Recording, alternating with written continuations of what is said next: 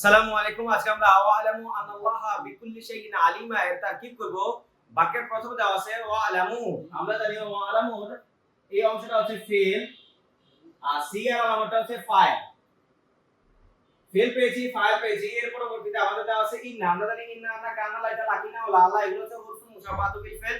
হুরফুল মুশাব্বাহাতু বিল fail যদি বাক্যের প্রথমে আসে অর্থাৎ এখানে যদি আসতো তাহলে পুরোটা হচ্ছে জুমলা ইসমিয়া হতো।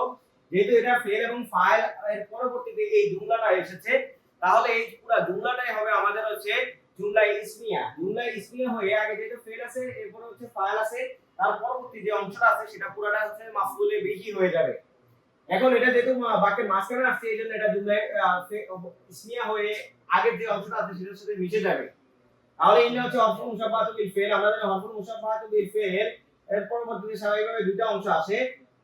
এটা কখনোই হচ্ছে হরফুল মুশাব্বাহাতু বিল ফেল কখনোই তারকিবের অংশ হয় না।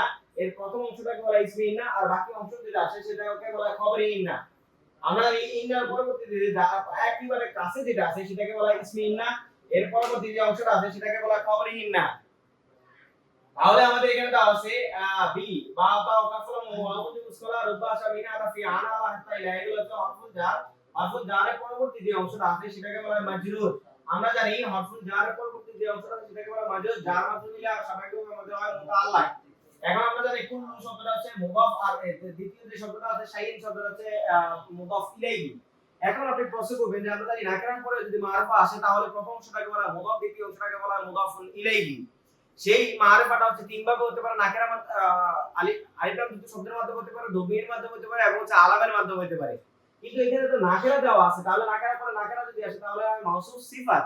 কিন্তু আমরা জানি কুল্লু ওয়ারা বাদা আমামা খালফা তাহতা মিথলু যু এই শব্দগুলো যদি কোনো শব্দের মধ্যে আসে তাহলে এটা অবশ্যই এর পরবর্তীতে মারফা আসুক কিংবা নাকিরা আসুক যাই আসুক না কেন এই শব্দটা হচ্ছে কি হবে মুদাফ হবে আর পরবর্তী যে অংশটা আছে সেটা হচ্ছে মুদাফুন ইলাইহি হবে।